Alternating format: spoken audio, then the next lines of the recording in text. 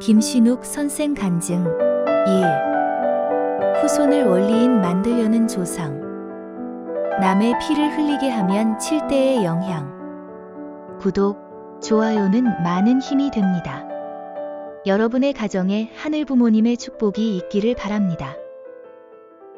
김신욱 선생은 열성적인 크리스천 가정에서 자라면서 어릴 때부터 미래를 예견하는 꿈을 자주 꿔서 요셉이라고 불렸습니다.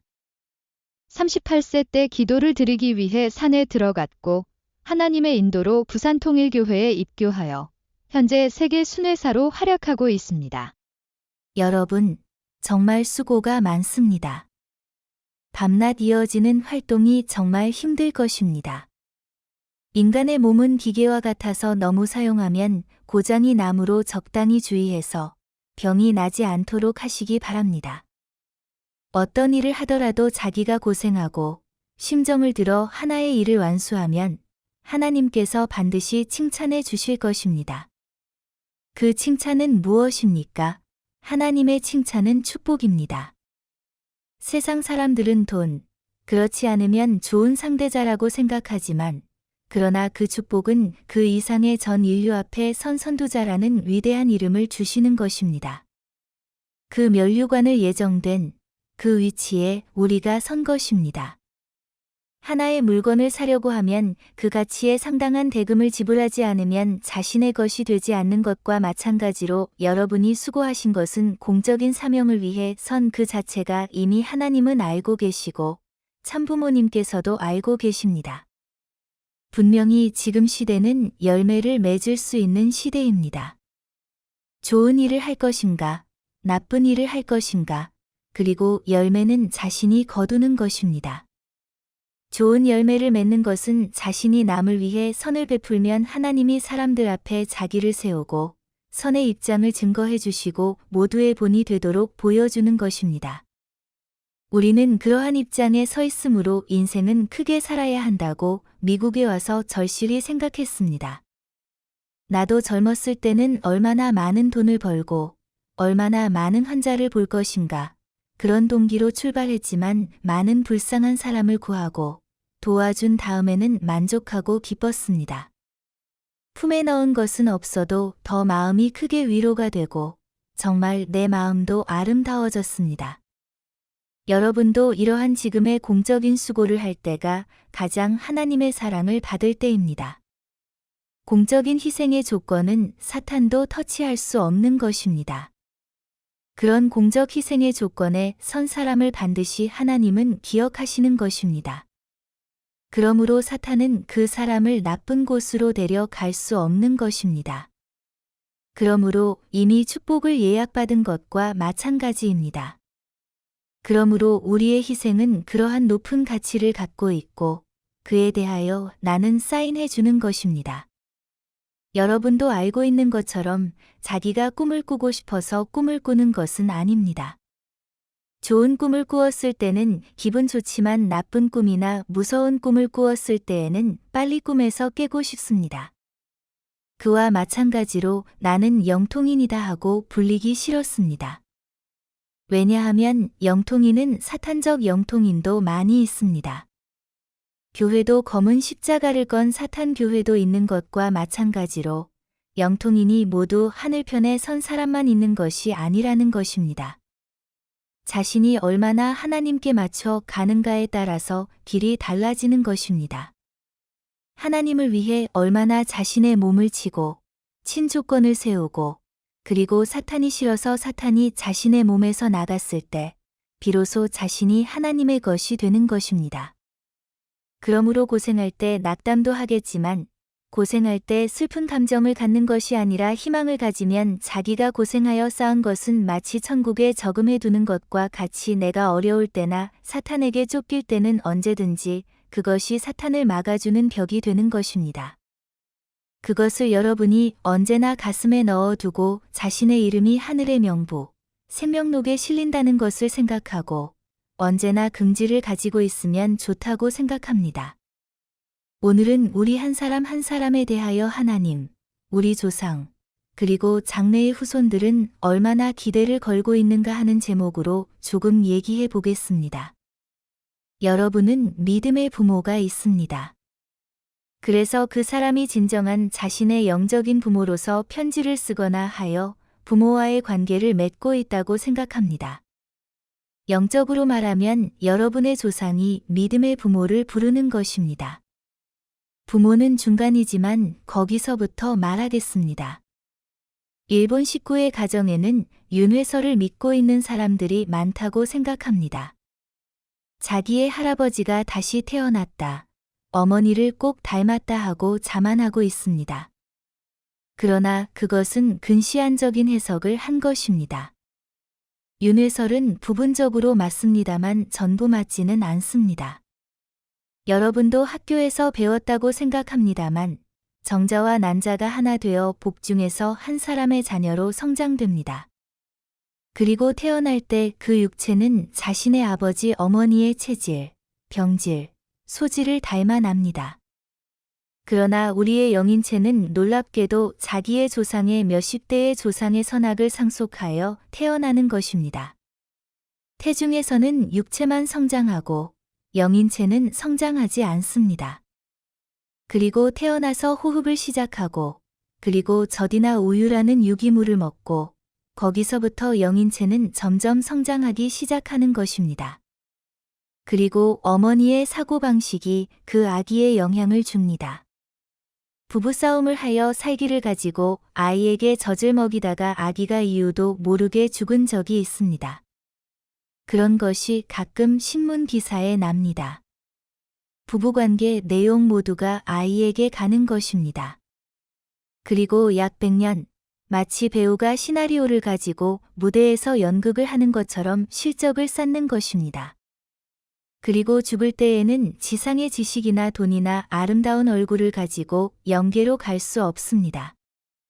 선악의 실적만 가지고 가는 것입니다. 그러므로 태어나는 우리에 대하여 정말 좋은 실적을 쌓아달라고 부탁하는 우리의 조상의 소원입니다. 자기가 이 지상에서 이루지 못한 것을 다음 대의 사람이 바통을 이어 이루어준다면 성장해 가기 때문이며, 그러므로 조상은 정말 우리에게 접근하고자 하는 것입니다. 조상들은 자기의 후손에게 얼마나 좋은 사람이 태어나기를 기대하는지 모릅니다.